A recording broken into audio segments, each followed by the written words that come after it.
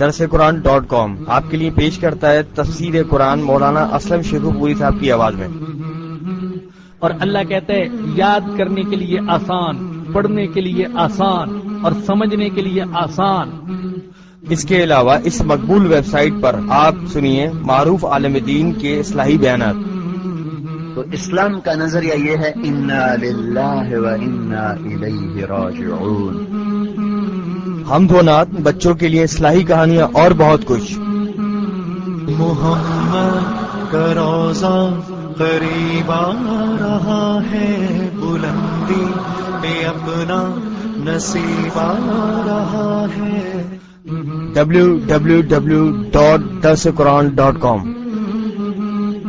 الحمد للہ وحدہ والصلاة والسلام على من لا نبی بعدہ، اما بعد فاعوذ باللہ من الشیطان الرجیم، بسم اللہ الرحمن الرحیم۔ واعبدوا اللہ ولا تشرکوا به شیئا وبالوالدین احسانا وبذی القربى واليتامى والمساكين والجار ذي القربى والجار الجنب والصاحب بالجنب وابن السبيل وما ملكت أيمانكم إن الله لا يحب من كان مختالا فخورا۔ صدق اللہ العظیم۔ یہ سورۃ النساء کی آیت نمبر 36 ہے، اور گزشتہ درس میں بھی اس آیت کریمہ کا ترجمہ اور تفسیر نامکمل طور پر بیان کی گئی تھی۔ آخری کچھ حصہ رہ گیا تھا، اس لیے میں نے آج کے درس میں دوبارہ یہی آیت کریمہ تلاوت کی ہے، اور بتایا تھا کہ اس آیت کریمہ میں اللہ پاک نے 13 اخلاق بیان فرمائے ہیں۔ ان میں سے بعض کا تعلق کرنے کے ساتھ ہے اور بعض کا تعلق نہ کرنے کے ساتھ۔ وَاعْبُدُوا اللَّهَ وَلَا تُشْرِكُوا بِهِ شَيْئًا، یہ بنیاد سارے اخلاق کی اور سارے دین کی اور سارے اعمال کی بنیاد۔ وَاعْبُدُوا اللَّهَ وَلَا تُشْرِكُوا بِهِ شَيْئًا، اللہ کی عبادت کرو اور اس کے ساتھ کسی بھی چیز کو شریک نہ ٹھہراؤ۔ نمبر 2، وَبِالْوَالِدَيْنِ احسانا، والدین کے ساتھ اچھا سلوک کرو۔ نمبر 3، وَبِذِي الْقُرْبَى، قرابت داروں کے ساتھ اچھا سلوک کرو، صلہ رحمی کرو۔ نمبر 4، وَالْيَتَامَى، یتیموں کے ساتھ۔ وَالْمَسَاكِينَ، نمبر 6، مسکینوں کے ساتھ بھی اچھا سلوک کرو۔ نمبر 7، وَالْجَارِ ذِي الْقُرْبَى، اور پاس والے پڑوسی کے ساتھ۔ نمبر 8، وَالْجَارِ الْجُنُبِ، اور دور والے پڑوسی کے ساتھ۔ نمبر 9، وَالصَّاحِبِ بِالْجَنبِ، اور عارضی پڑوسی کے ساتھ۔ وَابْنِ السَّبِيلِ، نمبر 10، اور مسافر کے ساتھ۔ وَمَا مَلَكَتْ أَيْمَانُكُمْ، اور جو تمہاری ملک میں ہیں ان کے ساتھ اچھا سلوک کرو۔ یہ جو 10 میں نے یہ جو میں نے 10 عرض کیے اور اللہ پاک نے بیان فرمائے اس آیت کریمہ میں، ان کی تفسیر گزشتہ درس میں ہو چکی ہے، لہذا اسے دہرانے کی ضرورت نہیں ہے۔ آگے اللہ فرماتے ہیں ان اللہ لا يحب من کان مختالا فخورا، بے شک اللہ پسند نہیں کرتا متکبر اور شیخی باز کو۔ یہ 12 اور 13، یہ 13 اخلاق آگئے اس آیت کریمہ میں۔ 12واں اور 13واں کیا ہے کہ اللہ پسند نہیں کرتا متکبر کو اور شیخی باز کو۔ مختال اور فخور 2 لفظ بیان فرمائے۔ مختال اس متکبر کو کہتے ہیں جس کی حرکتوں سے اور جس کے افعال سے کبر ظاہر ہوتا ہو، کہ اپنے آپ کو بڑا سمجھتا ہے، اس کی چال ڈھال، اس کی حرکتیں، اس کے رہن سہن کا انداز وہ ظاہر کرتا ہے کہ یہ اپنے آپ کو بڑا سمجھتا ہے، اس کو کہتے ہیں مختال۔ اور فخور اس متکبر کو کہتے ہیں جس کی گفتگو سے ظاہر ہوتا ہو کہ یہ اپنے آپ کو بڑا سمجھتا ہے۔ اس لیے فخور کا معنی کیا جاتا ہے شیخی باز، بڑی بڑی باتیں کرنے والا، میں ایسا اور ابا جان ایسے اور دادا جان ایسے اور خاندان ایسا اور ہماری قوم ایسی۔ تو شیخی باز ہیں دونوں متکبر۔ ایک متکبر وہ ہے جس کی حرکتوں سے کبر ظاہر ہوتا ہے، اور دوسرا متکبر وہ ہے جس کی باتوں سے کبر ظاہر ہوتا ہے۔ کبر جس انداز میں بھی ہو، اللہ پاک کو پسند نہیں ہے. متکبر صرف اللہ کی ذات ہے. وہ خود کہتا ہے میں متکبر ہوں. کبر، تکبر، بڑائی، عظمت، یہ صرف میرے لائق ہے اور کسی کے لائق نہیں ہے. حدیث قدسی ہے، رسول اکرم صلی اللہ علیہ وسلم نے فرمایا کہ اللہ کہتا ہے الکبریاء ردائی والعظمت ازاری فمن نازعنی واحدا منہما قذفتہ فی النار. تکبر میری چادر ہے، عظمت میرا لباس ہے، میری خصوصیت ہے. جو کوئی ان دونوں میں سے ایک مجھ سے چھیننے کی کوشش کرے گا میں اسے اٹھا کر جہنم میں پھینک دوں گا، اس کو ذلیل کر کے رکھ دوں گا. انسان تکبر کر بھی کیسے سکتا ہے جبکہ اس کی حالت یہ ہے کہ پیدا ہوتا ہے پانی کے ایک ذلیل قطرے سے، اس کے اندر سے روح نکل جائے تو جسم ایسی بدبو چھوڑتا ہے کہ اس پر مرنے والے، اس پر فریفتہ ہونے والے، اسے چومنے والے وہ 2 دن کے بعد اس کی لاش کے قریب جانا بھی گوارا نہیں کریں گے.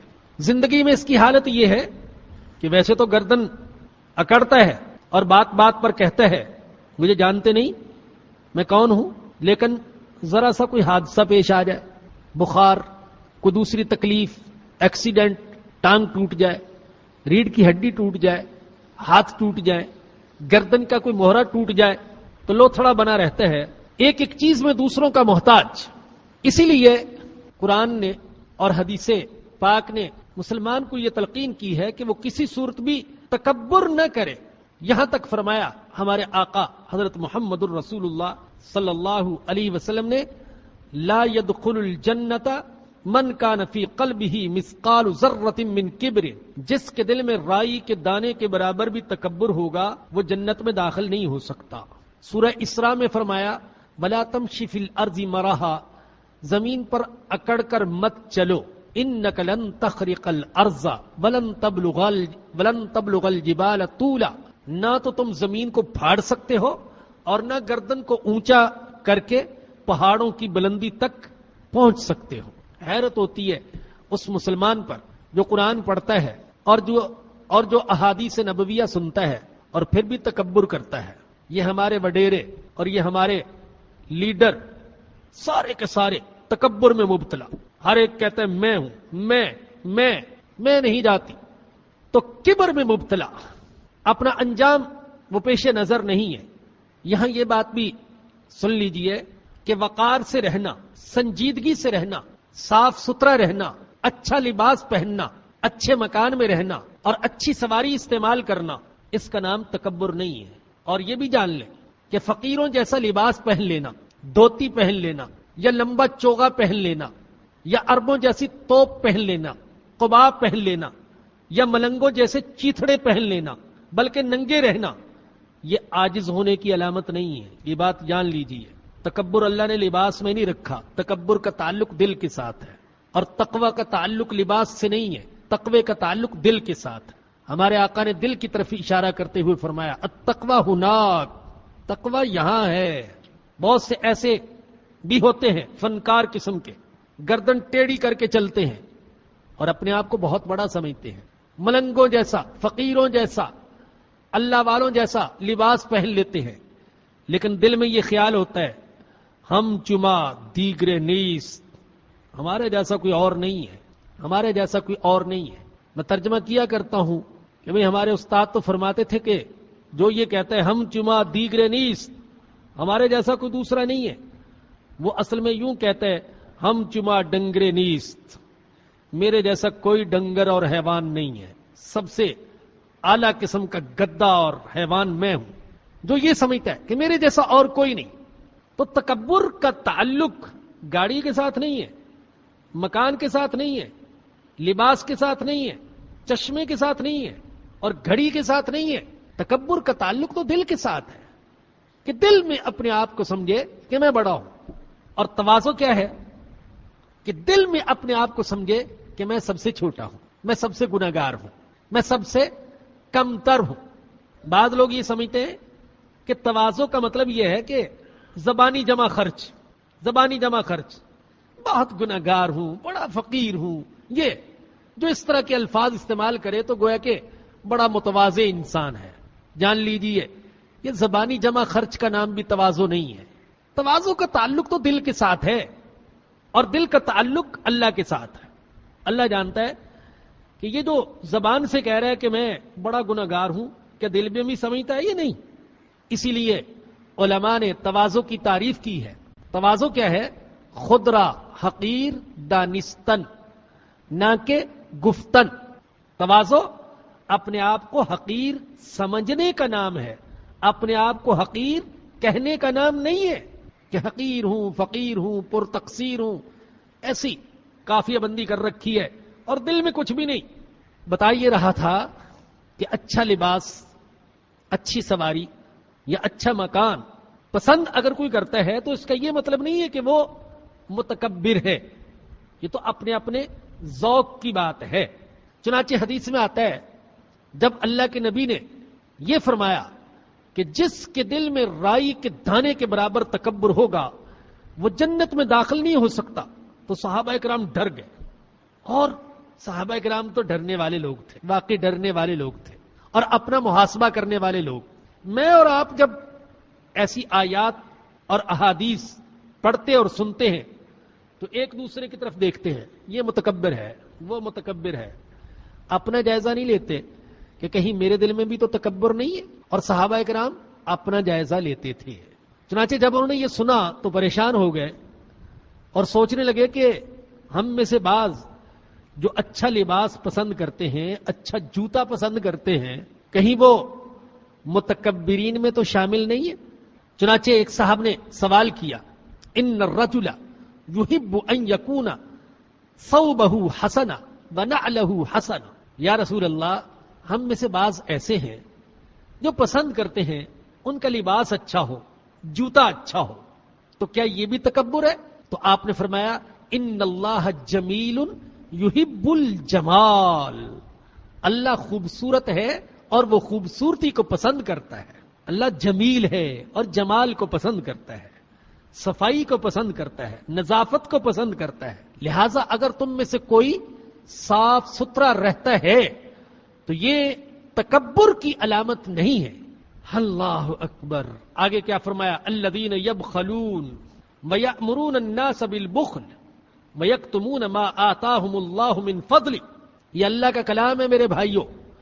اللہ کا کلام دلوں کی بیماریوں کی شفا ہم نے تو بنا لیا صرف جسموں کے لیے شفا، بلکہ بہت سو نے بنا لیا اپنا کاروبار.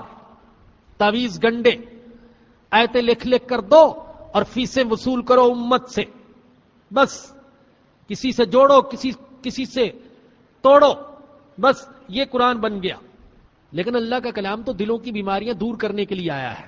اب پہلے تکبر کی بیماری کا ذکر فرمایا اور آگے بخل کی بیماری. الذین یبخلون، وہ لوگ جو بخل کرتے ہیں، ویأمرون الناس بالبخل، اور دوسروں کو بخل کا حکم دیتے ہیں. ویأمرون الناس بالبخل ویکتمون ما آتاہم اللہ من فضل، اور اللہ نے جو کچھ انہیں اپنے فضل سے عطا کیا ہے اسے چھپاتے ہیں. فرمایا کہ وہ بخل کرتے ہیں. بخل بدترین بیماری ہے. مسلمان بخیل نہیں ہوتا. کہا گیا ہے البخل والایمان ضدانی لا یجتمعان. بخل اور ایمان دو ایسی ضدیں ہیں جو جمع نہیں ہو سکتی. جیسے آگ اور پانی یہ جمع نہیں ہو سکتے، بخل اور ایمان یہ جمع نہیں ہو سکتے. قرآن کو دیکھیں، احادیث کو دیکھیں، اللہ کی راہ میں. اور اللہ کی راہ کا مطلب کیا ہوتا ہے؟ اللہ کی رضا کے لیے خرچ کرنے کی بڑی ترغیب، بڑی تاکید، بڑے فضائل، اور بخل کی بڑی مذمت. ایک حدیث میں رسول اللہ صلی اللہ علیہ وسلم نے فرمایا وَأَيُّ دَاءٍ أَدْوَى مِنَ الْبُخْلِ. بخل سے بڑی بیماری کون سی ہو سکتی ہے؟ ایک دوسری حدیث میں فرمایا اِيَّاكُمْ وَالشُّحَّ. اے میری امتیو، اے میرے امتیو، حرص سے، لالچ سے، طمع سے اپنے آپ کو بچا کر رکھنا، اس لیے کہ تم سے پہلی امتوں کو اسی ہرس اور تما نے تباہ کر دیا. امرہم بالبخل فبخلوا، ہرس اور تما نے ان کو آمادہ کیا بخل کرنے پر، بخل کرنے لگے. ان کو آمادہ کیا رشتے ناطے تعلقات توڑنے پر، تو وہ توڑنے لگے. اور ان کو آمادہ کیا فسق و فجور پر، حرام کمانے پر، تو کمانے لگے. بنیاد کیا بنی؟ ہرس، تما، لالچ، بخل، مال کی محبت. تو فرمایا کہ تم اس سے بچ کر رہنا. www.darsequran.com. یہاں یہ بھی میں بتا دوں بخل ہے کیا. بخل کیا ہے؟ شریعت میں جس بخل کی مذمت آئی ہے اور جس کے لیے وعیدیں آئیں، علماء کہتے ہیں اس بخل سے مراد یہ ہے امتناع المرء عن اداء ما اوجب اللہ تعالی علیہ. اللہ نے انسان پر جہاں خرچ کرنا لازم کیا ہے، واجب کیا ہے، وہاں پر بھی خرچ نہ کرے طاقت کے ہوتے ہوئے. تو یہ ہے بخل. میں یہ تعریف اس لیے کر رہا ہوں، ویسے تو لوگ ہر کسی کو بخیل کہہ دیں گے، جو فضول خرچی نہیں کرتا اس کو بھی کہہ دیں گے کہ یہ بخیل ہے. تو بھائی ہر جگہ بخل کا اطلاق نہیں ہو سکتا، بلکہ جہاں اللہ نے خرچ کرنا لازم قرار دیا ہے وہاں خرچ نہیں کرتا تو یہ بخیل ہے. اور یہ وہ بخل ہے جس کی مذمت آئی. اور بخل کی جو ضد ہے وہ ہے سخاوت. ہمارے آقا حضرت محمد الرسول اللہ صلی اللہ علیہ وسلم سب سے بڑے سخی اور فیاض انسان تھے. بالخصوص ماہ مبارک میں تو آپ نے سنا ہوگا، حدیث میں آتا ہے کہ ماہ مبارک میں، رمضان میں آپ کی سخاوت تیز چلنے والی ہوا سے بھی زیادہ ہوتی تھی. اور کہا گیا آپ کی زبان مبارک پر لا الہ کے لا کے سوا کبھی لا نہیں آیا ہے. لا نہیں دے سکتا. لا الہ کے سوا لا آپ کی زبان پر نہیں آیا. بخل کا سب سے قبیح اور سب سے شدید درجہ یہ ہے کہ انسان ضرورت کے باوجود اپنے اوپر اور اپنے اہل و عیال پر بھی خرچ نہ کرے. اور سخاوت کا سب سے اعلیٰ درجہ یہ ہے کہ انسان خود ضرورت مند ہونے کے باوجود دوسرے پر خرچ کر دے. وَيُؤْثِرُونَ عَلَىٰ أَنفُسِهِمْ وَلَوْ كَانَ بِهِمْ خَصَاصَةٌ. وہ دوسروں پر ایثار کرتے ہیں اگرچہ خود فقر و فاقہ ہی میں کیوں نہ ہو. الذین یبخلون، وہ لوگ جو بخل کرتے ہیں. وَيَأْمُرُونَ النَّاسَ بِالْبُخْلِ، اور دوسروں کو بھی بخل کا حکم دیتے ہیں، بخل کی ترغیب دیتے ہیں. خود تو اللہ کی راہ میں خرچ نہیں کرتے، چاہتے ہیں کہ دوسرا بھی کوئی اللہ کی راہ میں خرچ نہ کرے. حالانکہ قرآن یہ کہتا ہے کہ تم خود بھی اپنی طاقت کے مطابق اللہ کی راہ میں خرچ کرو اور دوسروں کو بھی خرچ کرنے کی ترغیب دو. اور جو ایسا نہیں کرتا اس کے لیے بڑی سخت وعید ہے، سخت وعید. آپ سورہ ماعون پڑھ چکے. ارأیت الذی یکذب بالدین، کیا آپ نے اس شخص کو دیکھا جو جزا کے دن کو جھٹلاتا ہے؟ فذالک الذی یدع الیتیم، یہ یتیم کو دھکے دیتا ہے. ولا یحض علی طعام المسکین، اور مسکینوں اور غریبوں کو کھلانے کی کسی کو ترغیب نہیں دیتا. اب دیکھیے کس کی مذمت کی جا رہی ہے؟ جو دوسروں کو ترغیب نہیں دیتا. ارے تم ہی اللہ کی راہ میں خرچ کرو بھائی، اور میں بھی کرتا ہوں تم بھی کرو. فویل للمصلین، ہلاکت ہے نمازیوں کے لیے، ان نمازیوں کے لیے الذین هم عن صلاتهم ساہون، جو اپنی نمازوں سے غافل ہیں. الذین هم یراؤون، جو دکھاوا کرتے ہیں. ویمنعون الماعون، اور استعمال کی چیز بھی کسی کو نہیں دیتے ہیں. ان نمازیوں کی مذمت بیان فرمائے. آپ سورہ فجر کو دیکھ لیں، اللہ نے کیا فرمایا؟ کلا بل لا تکرمون الیتیم ولا تحاضون علی طعام المسکین، تم یتیم کا اکرام نہیں کرتے اور مسکین کو کھلانے کی کسی کو ترغیب نہیں دیتے. بعض لوگ ترغیب دینے کو بہت معیوب سمجھتے ہیں. ہم بعض اوقات کسی سے کہتے ہیں کہ بھائی فلاں مصرف ہے، اچھا مصرف ہے، زکات کا، صدقہ کا، خیرات کا، تعاون کا، تو کسی کو ترغیب دے دینا، کوئی نظر میں آئے ترغیب دے دینا، نہیں مولوی صاحب میں کسی کو نہیں کہہ سکتا، یہ میرے ضمیر کے خلاف ہے، کسی کو نہیں کہہ سکتا. اس کو بہت بڑی اپنی بے عزتی سمجھتے ہیں کہ ہم کسی کو کہہ دیں کہ فلاں صحیح مصرف ہے اور وہاں خرچ کر دو. اور اللہ اس کی مذمت بیان فرما رہے ہیں جو دوسروں کو ترغیب نہیں دیتا، کہ اللہ کہتے ہیں خود بھی اپنی طاقت کے مطابق خرچ کرو اور دوسروں کو بھی ترغیب دو. تو ان کے اندر خرابی کیا پائی جاتی ہے؟ ایک تو خود بخل کرتے ہیں، دوسرے نمبر پر وَيَأْمُرُونَ النَّاسَ بِالْبُخْلِ، اور دوسرے انسانوں کو بخل کا حکم دیتے ہیں. وَيَكْتُمُونَ مَا آتَاهُمُ اللَّهُ مِنْ فَضْلِهِ، اور اللہ نے جو کچھ انہیں اپنے فضل سے دے رکھا ہے اسے چھپاتے ہیں.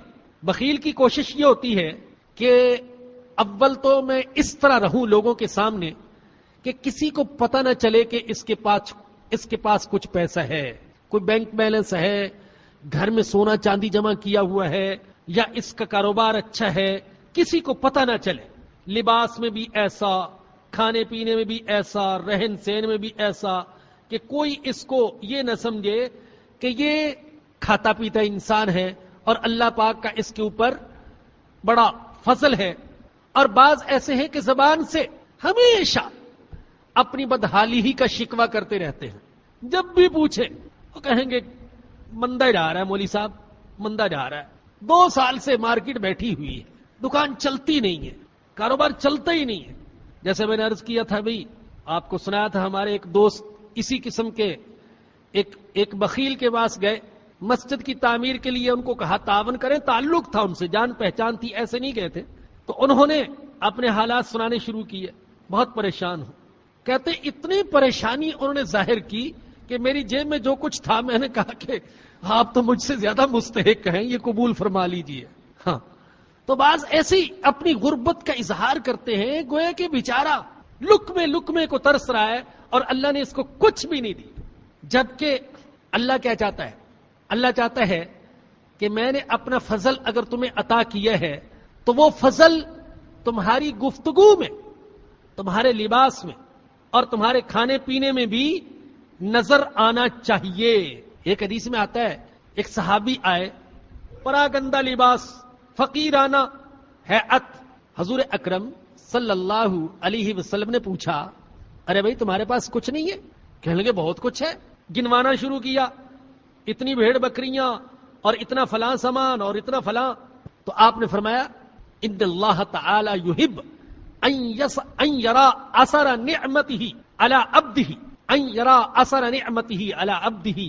دیکھو جب اللہ نے تمہیں اپنی نعمتیں عطا کی ہیں تو اللہ پسند کرتا ہے کہ اس کی دی ہوئی نعمتیں بندے پر نظر آئیں. جب اللہ پاک نے تم کو اتنا کچھ دیا ہوا ہے تو لباس بھی ڈھنگ کا پہنو. حضرت عبداللہ بن مبارک رحمت اللہ علیہ بڑے اللہ والے انسان تھے، محدث تھے، مفسر تھے، مجاہد تھے اور تاجر بھی تھے. بہت اچھا لباس پہنتے تھے اور اچھی ہیئت کے ساتھ رہتے تھے. تو کسی نے ان سے کہا یہ جو دوسرے اللہ والے ہیں وہ تو بڑے فقیرانہ انداز میں رہتے ہیں، پھٹے پرانے کپڑے، اور آپ ایسا اچھا صاف ستھرا لباس پہنتے ہیں. تو انہوں نے فرمایا کہ میں جب اپنے لباس کو دیکھتا ہوں تو میرے ہر بال سے اللہ کا شکر ادا ہوتا ہے اور بے ساختہ میری زبان سے نکلتا ہے الحمدللہ الحمدللہ الحمدللہ. اور یہ جو دوسرے پھٹے پرانے کپڑے پہن کر تمہیں درویش نظر آتے ہیں ان کا لباس کہتا ہے، لباس آتو شیئا للہ، آتو شیئا للہ، اللہ کے نام پر کچھ دیتے چلے جاؤ، اللہ کے نام پر کچھ دیتے چلے جاؤ. تو بعض لوگ جان بوجھ کر ایسا لباس پہنتے ہیں کہ لوگ سمجھے کہ اس سے بڑا فقیر کوئی نہیں ہے.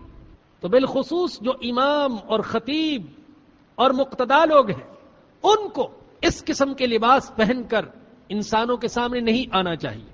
تو فرمایا کہ وَيَكْتُمُونَ مَا آتَاهُمُ اللَّهُ مِنْ فَضْلِ، اور اللہ نے جو کچھ انہیں اپنے فضل سے دے رکھا ہے اسے چھپاتے ہیں، ظاہر نہیں کرتے. وَأَعْتَدْنَا، توجہ سے سنیے گا، وَأَعْتَدْنَا لِلْكَافِرِينَ عَذَابًا مُهِينًا، اور ہم نے تیار کیا ہے کافروں کے لیے ذلیل کرنے والا عذاب.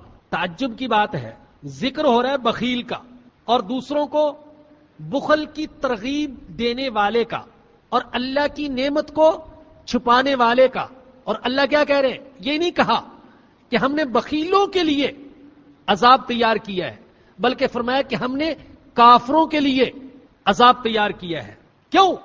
یاد رکھیں کہ کفر کے اندر بھی چھپانے کا معنی پایا جاتا ہے، کفر کا معنی ہے چھپانا، اسی لیے کاشتکار کو بھی عربی زبان میں کافر کہہ سکتے ہیں، اس لیے کہ وہ بیج چھپاتا ہے زمین کے اندر، تو کفر کے اندر بھی چھپانے کا معنی اور بخل کے اندر بھی چھپانے کا معنی۔ چنانچہ اللہ نے فرمایا وَأَعْتَدْنَا لِلْكَافِرِينَ عَذَابًا مُهِينًا، یہ جو اللہ کی نعمتوں کو چھپانے والے ہیں ان کے لیے ہم نے ذلیل کرنے والا عذاب تیار کر رکھا ہے۔ وَالَّذِينَ يُنْفِقُونَ أَمْوَالَهُمْ رِئَاءَ النَّاسِ وَلَا يُؤْمِنُونَ بِاللَّهِ وَلَا بِالْيَوْمِ الْآخِرِ، اور وہ لوگ جو اپنے اموال خرچ کرتے ہیں لوگوں کو دکھانے کے لیے، وَلَا يُؤْمِنُونَ بِاللَّهِ وَلَا بِالْيَوْمِ الْآخِرِ، اور ایمان نہیں رکھتے اللہ پر اور آخرت کے دن پر۔ ایک اور ہماری بیماری پکڑی گئی، کون کون سی بیماری ہے جس کی نشاندہی قرآن نے نہیں کی ہے؟ اب اندازہ کیجئے، تکبر کی بیماری، فخر کی بیماری، بخل کی بیماری، اللہ کی نعمتوں کو چھپانے کی بیماری، اور اب ریا کی بیماری، دکھاوے کی بیماری۔ بہت سے لوگ ہیں بغیر دکھاوے کے اور بغیر نمائش کے آٹے کا ایک تھیلا اللہ کی راہ میں دینے کے لیے تیار نہیں ہوتے، بلکہ وہ کسی نے لطیفے کے طور پر مشہور کر رکھا ہے کہ لیڈر صاحب کی جان نکلنے کا وقت آیا تو انہوں نے اسرائیل سے کہا 2 منٹ ٹھہر جو فوٹوگرافر آ جائے، ایک آخری پوز دے لوں اس کو مرنے سے پہلے، کہ مرنے سے پہلے لیڈر صاحب کا کیا حال تھا۔ جب تک فوٹوگرافر نہ ہو غریبوں کو بیچاروں کو لنڈے کے کپڑے بھی تقسیم نہیں کرتے۔ ریا، دکھاوا، شہرت، نام، نمود، اور قرآن اس کی سخت مذمت بیان کرتا ہے۔ قرآن کہتا ہے وہ مال جو انسانوں کو دکھانے کے لیے خرچ کیا جائے اللہ کے ہاں قیامت کے دن اس کا کوئی اجر نہیں ہوگا۔ اللہ کہیں گے جاؤ انہی سے اجر و ثواب مانگو جن کو خوش کرنے کے لیے اور جن کی زبان سے تعریف سننے کے لیے اور جن کی نظر میں سخی اور بڑا بننے کے لیے تم نے پیسہ دیا تھا، جاؤ انہی سے اجر و ثواب کی امید رکھو اور مانگو، تم نے میرے لیے خرچ نہیں کیا تھا لہذا مجھ سے کوئی امید بھی نہ رکھو۔ ریاکاری کی کتنی مذمت ہے میرے بھائیوں۔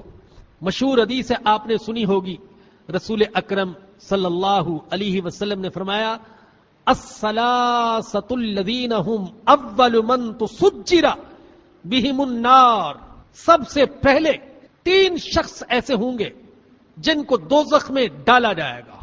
جن لوگوں کو دوزخ میں ڈالا جائے گا ان میں سے پہلے نمبر پر دوزخ میں ڈالے جانے والے 3 شخص، ہائے اللہ ہمیں ان میں سے نہ بنانا، اللہم لا تجعلنا منہم، اے اللہ ہمیں ان میں سے نہ بنانا۔ پہلے نمبر پر عالم علم والا، حافظ قاری علم والا، دوسرے نمبر پر غازی مجاہد جہاد کرنے والا، قتال کرنے والا، اور تیسرے نمبر پر والمنفق سخی خرچ کرنے والا۔ سب سے پہلے یہ 3 شخص ہیں جن کو دوزخ میں ڈالا جائے گا۔ میرے بھائیوں سوچ لینا چاہیے، میری بہنوں غور کر لینا چاہیے، کہیں ایسا تو نہیں کہ جو کچھ ہم کر رہے ہیں وہ دنیا کے لیے اور دکھاوے کے لیے، کہیں ایسا نہ ہو کہ قیامت کے دن اٹھے تو پتہ چلے وہ ساری محنت بیکار گئی۔ وہی جو سورہ کہف کی آیات ہیں، قل هل ننبئکم بالاخسرین اعمالا، فرما دیجئے میں تمہیں بتاؤں ان لوگوں کے بارے میں جو اعمال کے اعتبار سے سب سے زیادہ خسارے میں ہیں۔ کون ہیں؟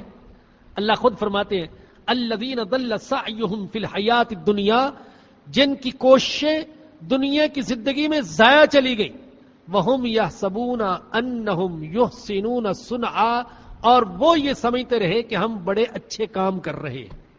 فرمایا اسی حدیث میں بل مراؤون باعمالہم، جو اپنے اعمال دکھاوے کے لیے کرتے ہیں ان کو دوزخ میں ڈالا جائے گا۔ یقول صاحب المال، اللہ جب مال والے سے پوچھیں گے تجھے میں نے ثروت و غنا عطا کی تھی، خوشحالی عطا کی تھی، مال عطا کیا تھا، تم نے کیا کیا؟ وہ کہے گا ما ترکت من شیء تحب ان ينفق فیہ الا انفقت فی سبیلک، اے اللہ جہاں جہاں خرچ کرنا تو پسند کرتا ہے وہاں وہاں میں نے ضرور خرچ کیا. میں نے مسجد میں چندہ دیا، مدرسے میں چندہ دیا، ہسپتال میں چندہ دیا، زلزلے والوں کو چندہ دیا، ہر جگہ میں نے چندہ دیا. فیقول اللہ، اللہ کہیں گے کذبتا، تم جھوٹ بولتے ہو کہ تم نے میری رضا کے لیے چندہ دیا تھا. انما اردت ان یقال جواد فقد قیلا، تم یہ چاہتے تھے کہ لوگوں میں میری سخاوت کا، میرے چندے کا شہرہ ہو، اور وہ تو ہو گیا. جس مقصد کے لیے تم نے چندہ دیا تھا وہ مقصد تو پورا ہو گیا. میری رضا کے لیے تم نے کچھ خرچ نہیں کیا تھا، لہذا مجھ سے کسی ثواب کی توقع نہ رکھو. والذین ينفقون اموالهم، تو اس آیت کریمہ میں ریاکاری کی مذمت، اور وہ لوگ جو اپنے اموال خرچ کرتے ہیں لوگوں کو دکھانے کے لیے، ولا یؤمنون باللہ ولا بالیوم الآخر، اور نہ تو وہ ایمان رکھتے اللہ پر اور نہ آخرت کے دن پر. اگر اللہ پر ایمان ہوتا اور آخرت کے دن پر ایمان ہوتا تو جھوٹی دنیا کی واہ واہ کے طلبگار نہ ہوتے، اللہ کے ہاں اجر و ثواب کے امیدوار ہوتے. ومن یکن الشیطان لہ قرینا فساء قرینا، اور جس کا ساتھی شیطان ہو گیا اس کا ساتھی بہت برا ہوا. شیطان ان کے ساتھ چپک گیا، لگ گیا، وہ ان کو مشورے دیتا رہا، دو دیکھو لوگوں میں کیسی عزت ہوگی، کیسی شہرت ہوگی، کیسا نام ہوگا تمہارا. شیطان لگا رہا اور یہ شیطان کی بات مان کر چلتے رہے. اگلی آیت کریمہ ذرا غور سے سنیے گا، اللہ کیا فرما رہے ہیں. وَمَاذَا عَلَيْهِمْ لَوْ آمَنُوا بِاللَّهِ وَالْيَوْمِ الْآخِرِ. میں اس کا بامحاورہ ترجمہ اپنی طرف سے کر رہا ہوں، لیکن یہ کوئی غلط بھی نہیں ہے. وَمَاذَا عَلَيْهِمْ، اللہ کہتے ہیں ان کا کیا بگڑ جاتا اگر یہ ایمان رکھتے اللہ پر اور آخرت کے دن پر.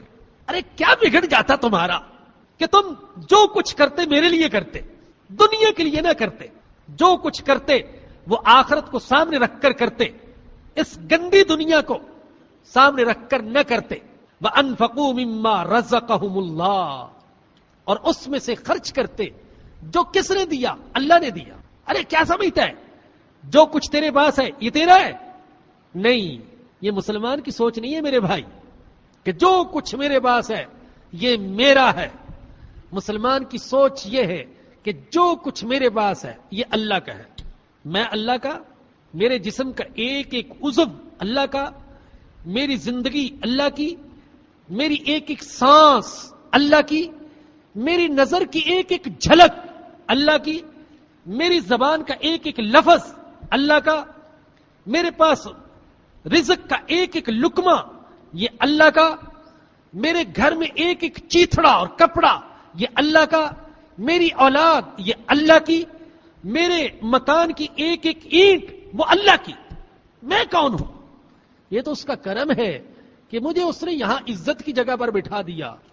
وہ چاہتا تو مجھے کسی فٹ پاتھ پر بٹھا دیتا، کسی چوراہے پر بٹھا دیتا.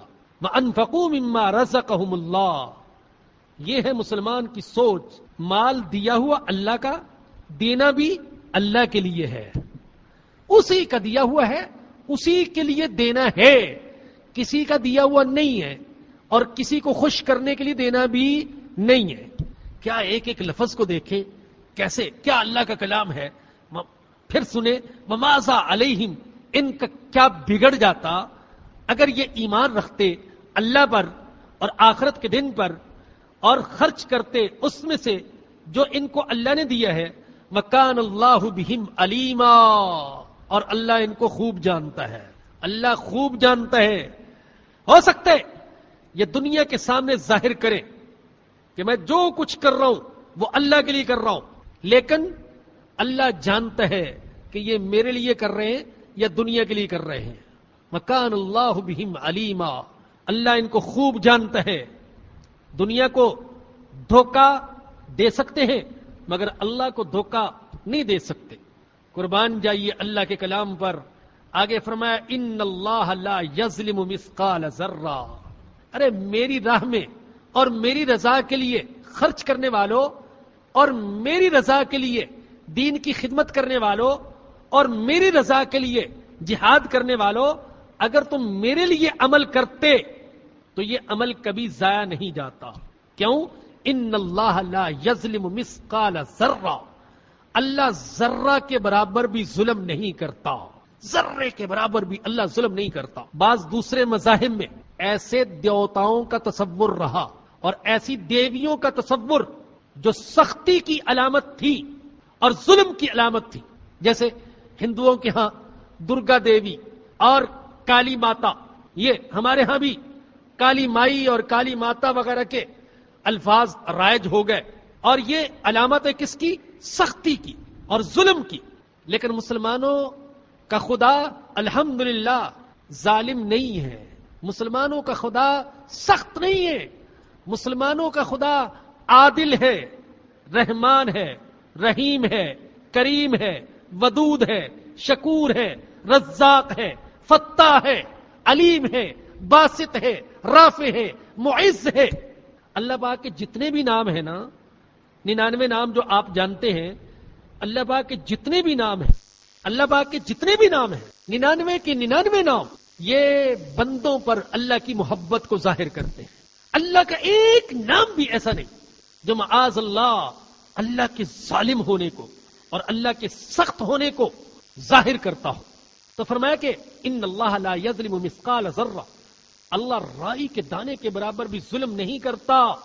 سورہ انبیاء میں فرمایا وَنَزَعُ الْمَوَازِينَ الْقِسْطَ لِيَوْمِ الْقِيَامَةِ فَلَا تُظْلَمُ نَفْسٌ شَيْئًا. ہم قیامت کے دن انصاف کے ترازو رکھیں گے، کسی پر کچھ بھی ظلم نہیں کیا جائے گا، کچھ بھی. وَإِن كَانَ مِثْقَالَ حَبَّةٍ مِّنْ خَرْدَلٍ أَتَيْنَا بِهَا. اگر کسی کی نیکی رائی کے دانے کے برابر بھی ہوگی، ہو سکتا ہے اس کو یاد ہو یا نہ ہو، اللہ کہتے ہیں ہمیں یاد ہوگی، ہم لے آئیں گے. تیری یہ بھی نیکی تھی، تم نے ایک دفعہ تنہائی میں جب کوئی نہیں تھا روتے ہوئے مجھے پکارا تھا، کوئی نہیں جانتا، کسی نے نہیں سنا تھا، تم بھی بھول گئے. میں جانتا ہوں تم نے مجھے رو کر ایک دفعہ پکارا تھا، اپنے گناہوں پر شرمندہ ہو گئے تھے، نادم ہو گئے تھے، مجھے یاد ہے.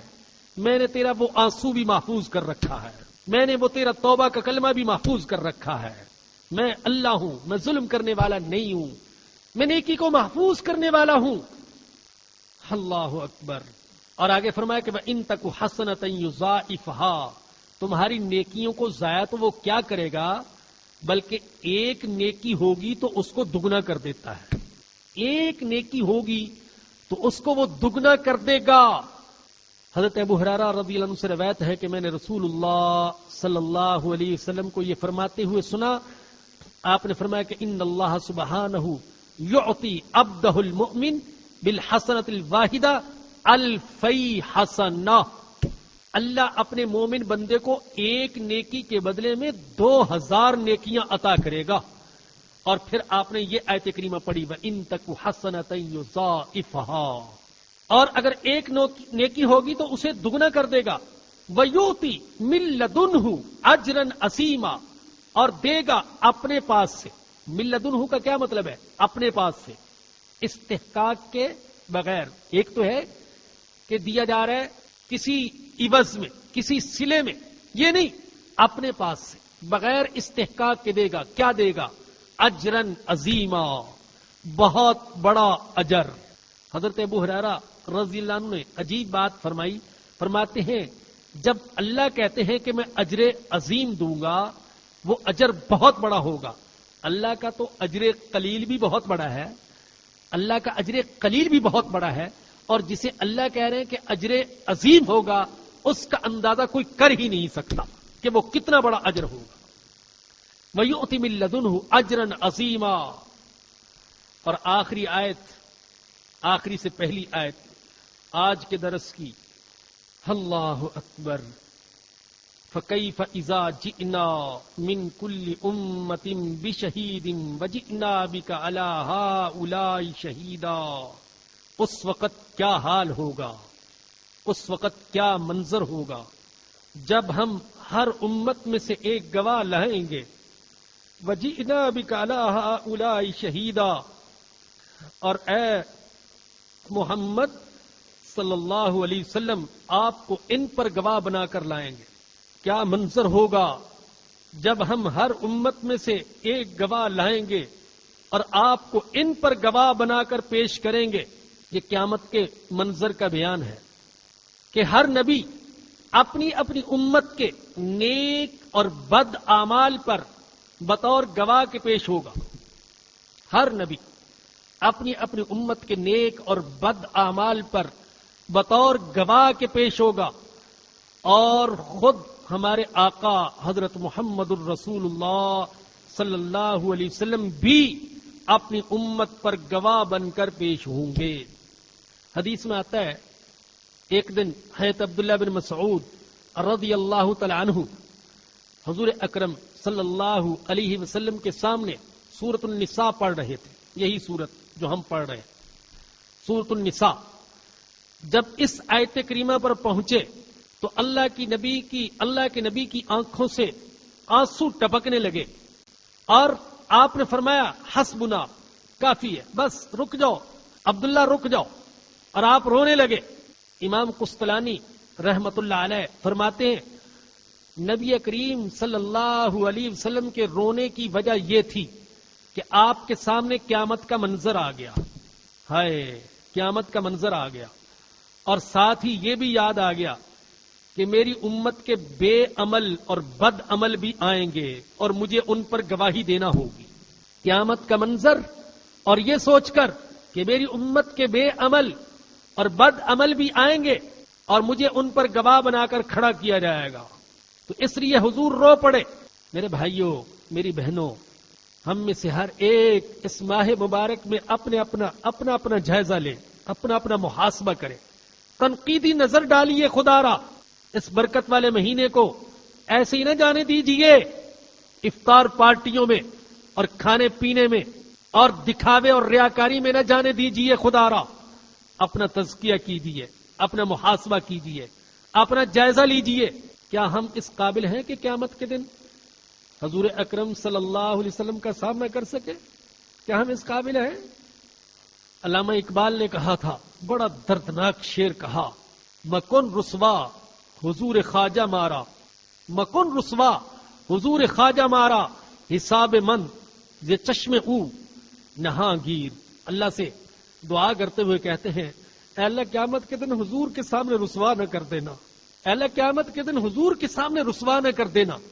میرے اعمال نامے کو حضور کی نظروں سے چھپا لینا، حضور کی نظروں سے میرے اعمال نامے کو چھپا لینا کہ میں کیسا امتی تھا، کیسی زندگی تھی میری، کیسے روز و شب تھے میرے، کیا ترجیحات تھی میری، کیا منزلیں تھیں، کیا اہداف، اور کیسے بلا دیا تھا میں نے رسول اللہ صلی اللہ علیہ وسلم کے دین کو. وہ ایک واقعہ کسی کتاب میں دیکھا تھا، بس اس شخص کا اپنی ایک سوچ کے مطابق واقعہ ہوگا. جو اس قسم کے واقعات ہیں اس سے پورا یہ نہ بحث کی جائے کہ فقہی اعتبار سے کیا حکم ہے، یہ کیا، اس کی باریکیوں میں نہ جایا جائے. بس کسی پر ایک حال اور کیفیت تاری اس کے مطابق واقعہ. میں نے کسی کتاب میں دیکھا کہ جامع مسجد دہلی، وہاں ایک فقیر تھا، بھیک مانگنے والا، بھیک مانگ رہا ہے، پیسہ 2 پیسے. اور وہاں کوئی انگریز آیا، عیسائی، جامع مسجد دہلی کو دیکھنے کے لیے.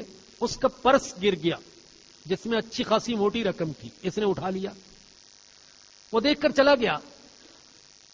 جب باہر گیا دیکھا جیب میں پرس نہیں ہے، واپس پلٹا تو اس فقیر نے وہ پرس اس کو پیش کر دیا. اس کو بڑا تعجب ہوا کہ 1 روپیہ 1 پیسہ مانگنے والا فقیر اور اتنی بڑی رقم ہاتھ آئی اور یہ بے ایمان نہیں ہوا اور ساری کی ساری رقم من و عن مجھے واپس کر دی. اس نے کہا، پوچھا کیوں ایسا کیا تم نے، کس چیز نے تمہیں اس دیانتداری پر آمادہ کیا؟ اس فقیر نے کہا، اور میرے اور آپ کے لیے اس میں سبق ہے، اپنی سوچ کے مطابق اس نے کہا، اپنی سوچ کے مطابق اس نے کہا، میں نے سوچا قیامت کے دن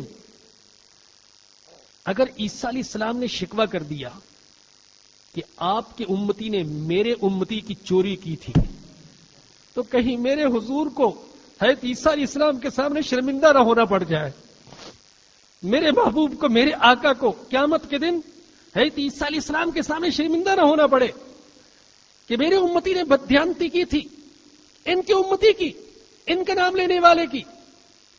کہتا یہ چیز تھی جس نے مجھے ضرورت کے باوجود اور فقیری کے باوجود اس دیانتداری پر آمادہ کیا ہے۔ ہاں، اور صحیح بات تو یہ ہے، میرا دل تو کہتا ہے کہ آج بھی اطلاع تو دی جاتی ہوگی، اعمال پیش کیے جاتے ہوں گے امتیوں کے نبی کریم صلی اللہ علیہ وسلم کے سامنے، اور امت کا جو حال ہے اس وقت زوال کے اعتبار سے، پستی کے اعتبار سے، مغلوبیت کے اعتبار سے، مظلومیت کے اعتبار سے، بددھیانتی کے اعتبار سے، بد کرداری کے اعتبار سے، بد عملی کے اعتبار سے، غفلت کے اعتبار سے حضور کے سامنے یہ اعمال پیش کیے جاتے ہوں گے تو نہ معلوم آپ کے مبارک دل پر کیا گزرتی ہوگی۔ امت کا انتشار، یہ فرقہ واریت، یہ قتل و غارت گری، www.darsequran.com کیا ظلم ہے، کیا ہم نے اپنی آنکھوں سے یہ منظر دیکھنا تھا؟ غیر بھی مسلمان کو مار رہے ہیں اور مسلمان بھی مسلمان کو مار رہے ہیں۔ ہائے اللہ، پتہ نہیں کب نجات کا دن آئے گا، کب ہم اس بھمر سے نکلیں گے، کب ذلت کے اس عمیق گڑھے سے ہمیں باہر آنا نصیب ہوگا۔ اقبال کا ذکر آیا، انہی کا ایک دو شعر آپ کو سنا رہا ہوں۔ وہ کہتے ہیں کہ میں تصور میں رسول اکرم صلی اللہ علیہ وسلم کے دربار میں حاضر ہوا، تصور میں جب حاضر ہوا تو حضور صلی اللہ علیہ وسلم نے مجھ سے سوال کیا، نکل کے باغ جہاں سے برنگ بھو آیا، نکل کے باغ جہاں سے برنگ بھو آیا، ہمارے واسطے کیا تحفہ لے کے تو آیا۔ حضور نے پوچھا تم باغ جہاں سے آئے ہو، ہمارے لیے کیا تحفہ لے کے آئے ہو؟ اس زمانے میں طرابلس میں کچھ مسلمانوں کو مظلومانہ انداز میں شہید کیا گیا تھا۔ تو اقبال کہتے ہیں میں نے حضور سے کہا مگر میں نظر کو ایک آبگینہ لایا ہوں، جو چیز اس میں ہے جنت میں بھی نہیں ملتی، جھلکتی ہے تیری امت کی آبرو اس میں، طرابلس کے شہیدوں کا ہے لہو اس میں۔ اقبال کو تو صرف طرابلس کے شہیدوں کا لہو بھاری ہو رہا تھا، آج تو نہ معلوم دنیا میں کہاں کہاں کلمہ پڑھنے والوں کا لہو بہ رہا ہے، روز بہ رہا ہے، بے تحاشا بہ رہا ہے۔ میرے بھائیوں، میری بہنوں، ضرورت ہے اس بات کی اس ماہ مبارک میں سچے دل سے توبہ کی جائے، سچے دل سے توبہ کی جائے۔ اللہ جانتا ہے اللہ کو توبہ سے زیادہ کوئی عمل محبوب نہیں ہے۔ فرمایا کہ فَكَيْفَ إِذَا جِئْنَا مِن كُلِّ أُمَّةٍ بِشَهِيدٍ، کیا منظر ہوگا جب ہر امت سے ہم ایک گواہ بنا کر پیش کریں گے، وَجِئْنَا بِكَ عَلَىٰ هَٰؤُلَاءِ شَهِيدًا، اور ہم آپ کو ان پر گواہ بنا کر پیش کریں گے۔ ایک معنی یہ بھی بیان کیا گیا ہے سارے انبیاء اپنی اپنی امتوں پر گواہ ہوں گے اور سارے انبیاء پر ہمارے آقا گواہ ہوں گے۔ یومئذ یود الذین کفروا وعصوا الرسول، اس دن تمنا کریں گے وہ لوگ جنہوں نے کفر کیا اور رسول کی نافرمانی کی، کیا لو تسوا بہم الارض، کاش ان پر زمین برابر کر دی جائے، کاش آج ہم مٹی میں مل جائیں۔ نہیں چاہیے محل، نہیں چاہیے تاج، نہیں چاہیے تخت، نہیں چاہیے دولت اور نہیں چاہیے شہرت، کچھ نہیں چاہیے، کاش ہمیں مٹی میں ملا دیا جائے، کسی کو پتہ نہ چلے کوئی تھا بھی یا نہیں۔ تمنا کریں گے لو تسوا بہم الارض ولا یکتمون اللہ حدیثا، اور وہ جو زبانیں بڑی چلتی تھیں، بڑے تیز ترار تھے، جھوٹ کو سچ بنا لیتے تھے، سچ کو جھوٹ بنا لیتے تھے، حقائق کو چھپا لیتے تھے، فرمایا کہ اللہ سے کوئی بات نہیں چھپا سکیں گے۔ وآخر دعوانا ان الحمد للہ رب العالمین. دعا کر لیجئے پہلے بھی. اللهم صل على محمد وعلى آل محمد كما صليت على إبراهيم وعلى آل إبراهيم إنك حميد مجيد. اللهم بارك على محمد وعلى آل محمد كما باركت على إبراهيم وعلى آل إبراهيم إنك حميد مجيد. الحمد لله رب العالمين والصلاة والسلام على سيد الأنبياء والمرسلين. الحمد لله الذي هدانا لهذا وما كنا لنهتدي لولا أن هدانا الله. الحمد لله حمدا كثيرا طيبا مباركا فيه. ربنا ظلمنا أنفسنا وإن لم تغفر لنا وترحمنا لنكونن من الخاسرين. ربنا لا تؤاخذنا إن نسينا أو أخطأنا. ربنا ولا تحمل علينا إصرا كما حملته على الذين من قبلنا. ربنا ولا تحملنا ما لا طاقة لنا به. ربنا ولا تحملنا ما لا طاقة لنا به. ربنا ولا تحملنا ما لا طاقة لنا به. واعف عنا واغفر لنا وارحمنا أنت مولانا فانصرنا على القوم الكافرين. ربنا لا تزغ قلوبنا بعد إذ هديتنا وهب لنا من لدنك رحمة إنك أنت الوهاب. یا رحمان یا رحیم یا کریم یا غفار یا عفو یا غافر یا تواب یا ذی الجلال والاکرام. اب اپنے گناہوں پر بہت نادم اور شرمندہ اللہ. اللہ سچے دل سے توبہ کرتے ہیں. اللہ تو ہماری توبہ قبول فرما لے. اللہ تیرے سوا کوئی معاف نہیں کر سکتا. اللہ تیرے سوا ہمیں کوئی پاک نہیں کر سکتا.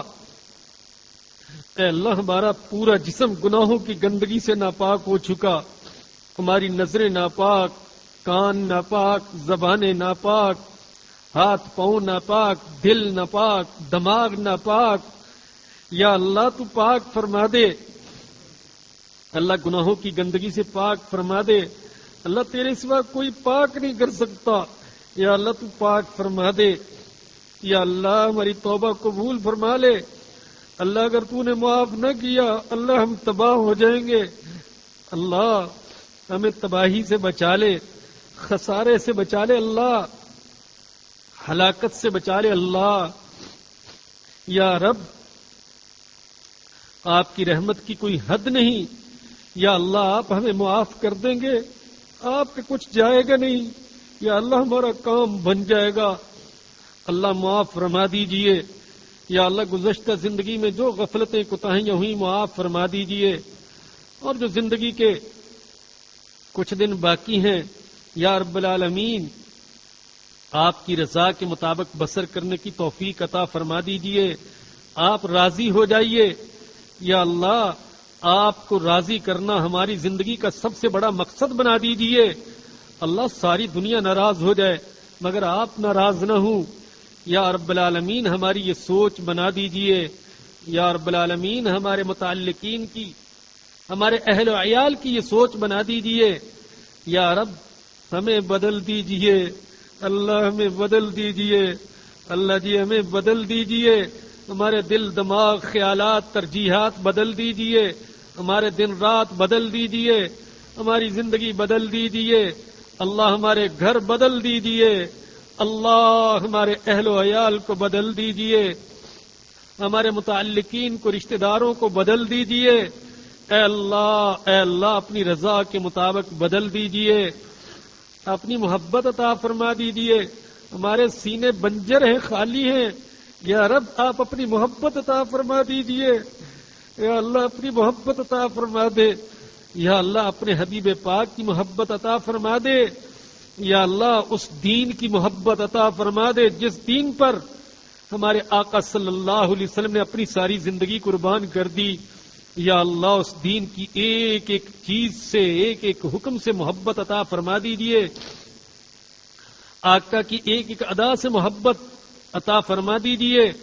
یا رب ہم سب بیمار ہیں، ہمیں ہمارے متعلقین کو جسمانی اور روحانی ساری بیماریوں سے شفا عطا فرما دیجئے. یا رب ہم سب فقیر ہیں، آپ غنی ہیں، ہماری ضروریات باعزت طریقے سے پوری فرما دیجیے یا رب۔